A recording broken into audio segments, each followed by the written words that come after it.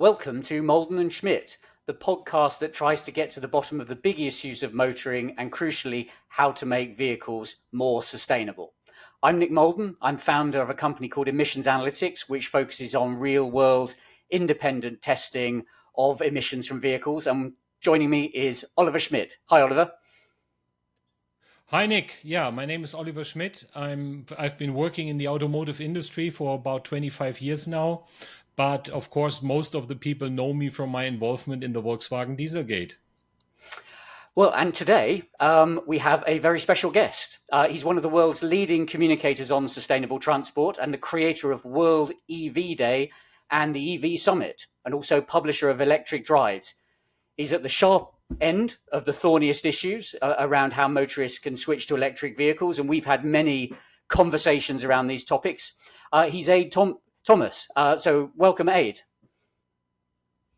Hello, Nick. Thanks very much indeed for having me, and Oliver, lovely to be on the podcast with you. Great. Well, thanks for joining us. So we're going to dive straight in. And the question on our minds today is that the market for battery electric vehicles has got to a level of maturity that there's lots to choose from.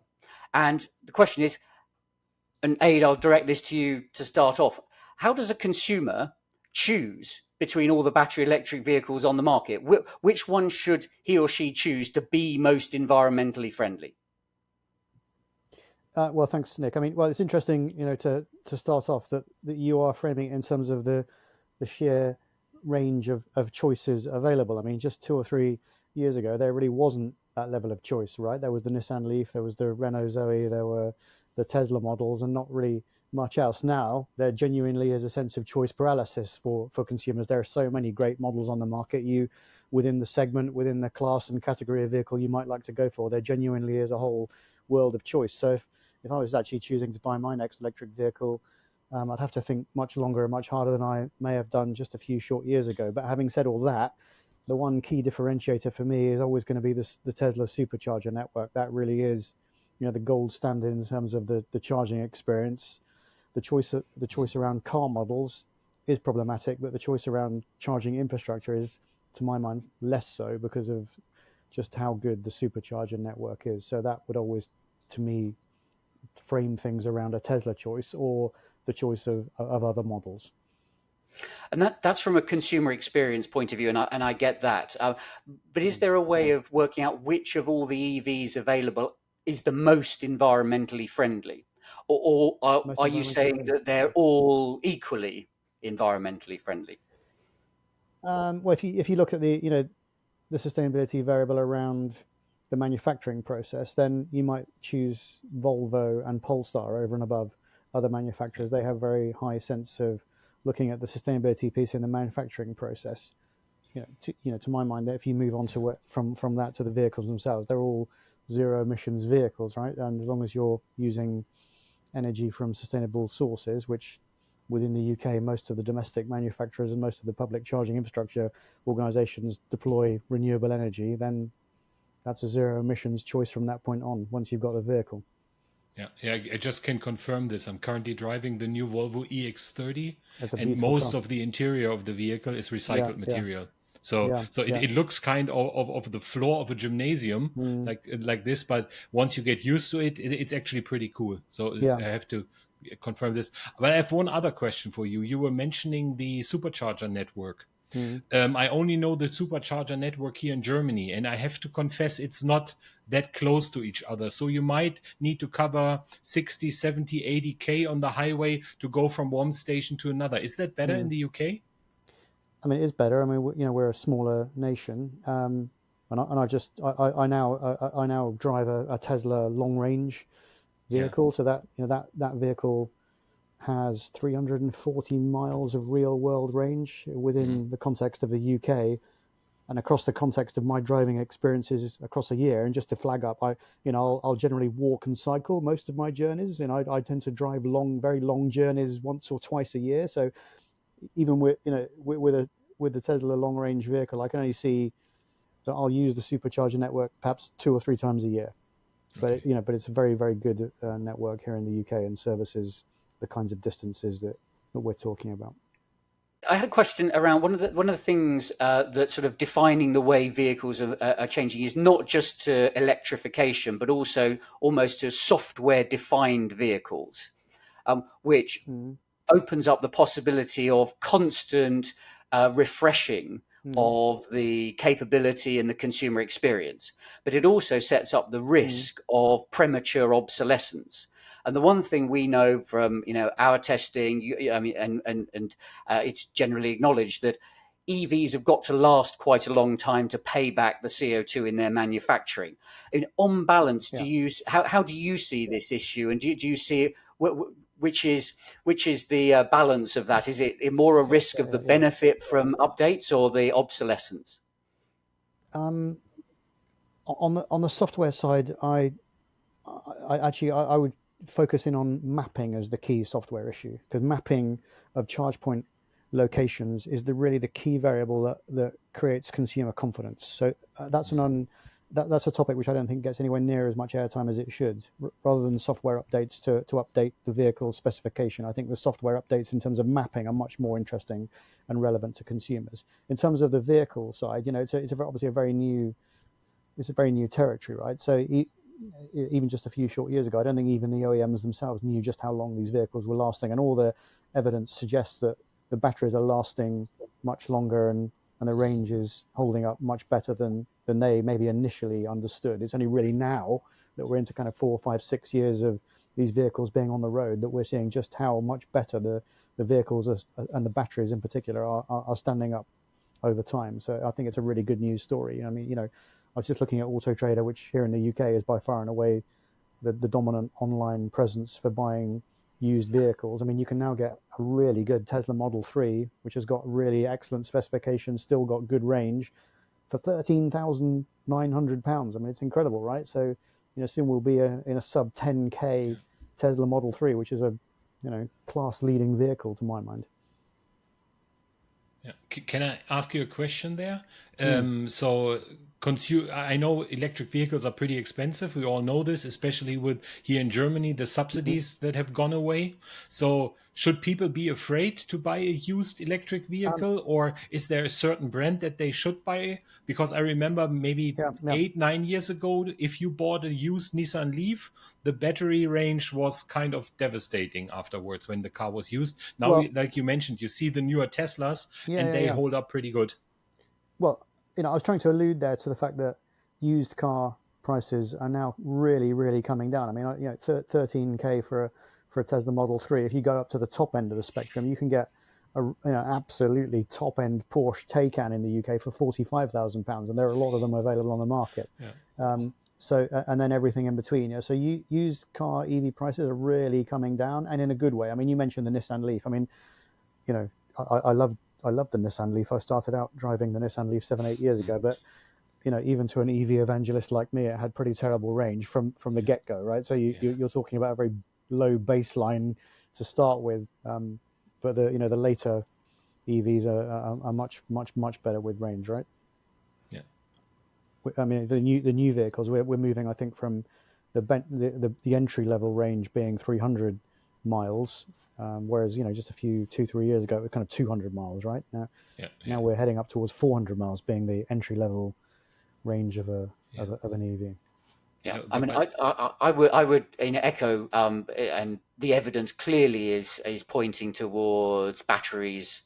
Most battery technologies lasting a really good long period of time, well beyond the warranty of the vehicle. So that's undoubtedly a good news story. And but on the, it's certainly true that the second-hand electric vehicles are becoming much lower price point, which is making them greater value for the second-hand user. But that will only sustain so long as there is a feed of people buying them new in the first place. So if those, how do you see the price of those moving, and to feed a healthy second-hand market? Is it going to still require taxpayers subsidizing the vehicles new through company car systems, or are those prices going to come down through Chinese imports or reduced prices from Western manufacturers? How's that going to play out over the next couple of years, would you say? Yeah, I think you've just hit exactly the answer to your own question there. That salary sacrifice drove the initial engagement for EV take up, but as you alluded to there, the Chinese manufacturers and indeed the European manufacturers forging alliances with Chinese manufacturers will mean that prices will come down substantially. I mean, the Dacia Spring is now a 15K brand new EV. You got manufacturers like a Moda coming onto the UK market with their Cherry brand partnerships with JLR. I mean, I think we're going to see some really interesting reduced price points. I mean, who knows where that will head? It could end up with very, very inexpensive cars, right? There are 80% less moving parts in an EV compared to a combustion engine car. So when the battery cost, which is obviously the dominant cost, is really nailed, who knows how low electric cars could be? I mean, we could be talking about an entirely new price paradigm for vehicles in the not too distant future. But don't you see some kind of contradiction between low price point and long range? As you said, the battery is the price point. So if the cars get the longer range, they have the 70, 80, 90 kilowatt hours batteries. And if I look at what you just pointed out, the Dacia Spring, that car has a smaller battery. So I think that we should look less to long range. I mean, the charging infrastructure networks are getting really good. The speed of charging is really ramping up, right? So I think, to my mind, we should look at lower range vehicles and better public charging infrastructure. There's no good sustainability outcome to having a vehicle carrying around a large battery when public charging gets really good, which I think it will. Well, and that takes us back to the original, the very first question about how do you work out the environmental impact in choosing between battery electric vehicles. One of the things that so people think immediately to range when trying to choose. Actually, the significant thing about range for me is more about the size of the battery and the mass of the vehicle. And actually, it may well be those which are smaller, lighter, because they've got smaller batteries, which are actually the most environmentally friendly. And the higher range you get, you may be getting greater utility, but you're actually sacrificing the environmental advantage. Would you see that as a fair characterization? Yeah, and I agree with that. And I'd add in that 97% of battery materials can be recycled, or increasingly will be. So once we enter second, third, fourth, and onwards generation electric vehicles, the product will get increasingly green in its manufacturing process, because you won't be going to original mining sources for critical minerals. You'll just be re-extracting materials from existing batteries, right? And hopefully all that will be in a very strong sustainability manufacturing framework. So you're predicting that basically the battery will be like aluminum in the 50s and 60s, when harvesting aluminum out of the earth was pretty energy extensive, and then we came to a proper recycling model, and now I think 95% of all aluminum in the world is just recycled, and only very few percentage is new. So you're predicting the same to happen for the battery market? I believe so. Yeah, exactly that. Yeah. A circular, sustainable economy, right? Which is where we should aim for in all manufacturing processes. I know you're a great advocate of walking and cycling as well, Ade. Where do you think, given the features and the benefits of battery electric vehicles, when this is all shaken out, and let's say we go to a large electrified world, are people going to be driving more or less? Because it seems from a very simplistic economics point of view, the marginal cost of driving an EV an extra mile is about 3p.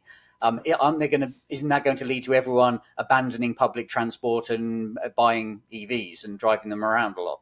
Can I answer that question in the context of the category of electric vehicle that conversations like this rarely engage with, which is e-bikes, as in electric bicycles?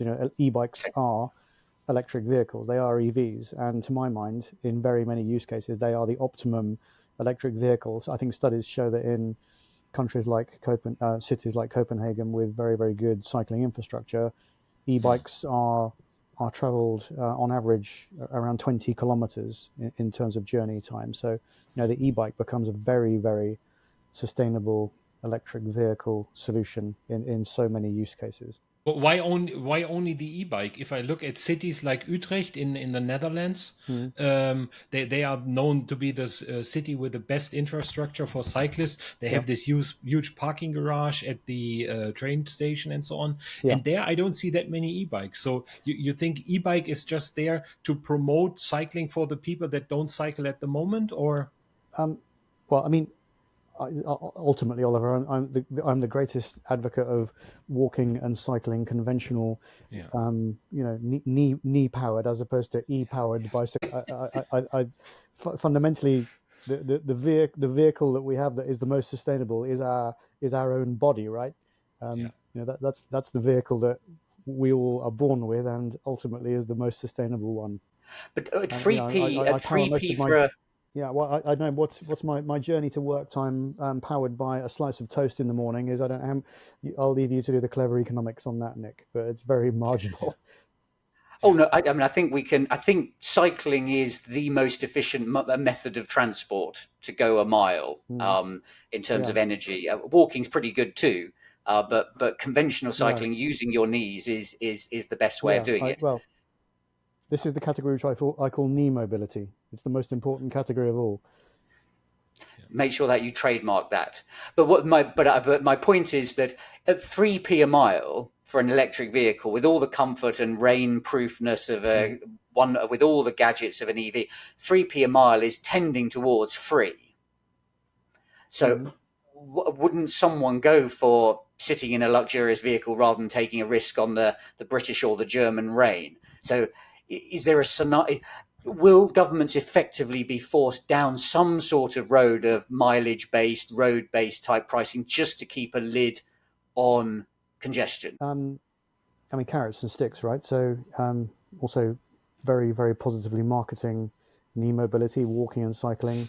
I think the greatest investment that governments can make is the curbstone to encourage dedicated cycling infrastructure. That one piece, that very lo-fi piece of investment is, to my mind, the most important sustainability investment that any sustainable transport policy leader could make. So do you think in the future you will have something like a ULEV zone for EVs for London to promote cycling and walking and subways?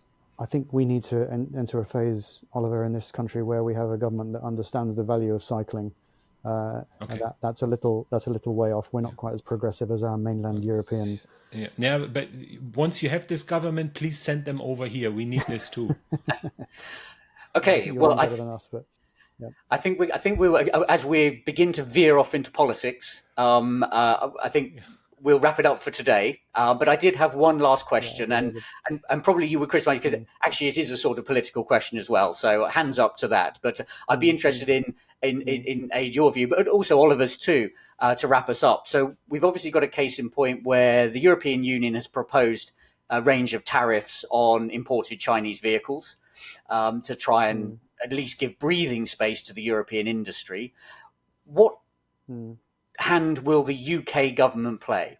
Will it will it move in lockstep with Europe and create a united front, or could it even exploit the difference? Could the UK do some sort of effectively deal with China where it leaves the importation wide open, helps deliver very rapidly the UK's zero emission vehicle mandate in return for some sort of understanding of bringing some Chinese electric vehicle manufacturing to the UK? So one might call this a Brexit benefit if you were from one particular side of the political spectrum. But Ade, do you think UK will stick with Europe or potentially play a different game?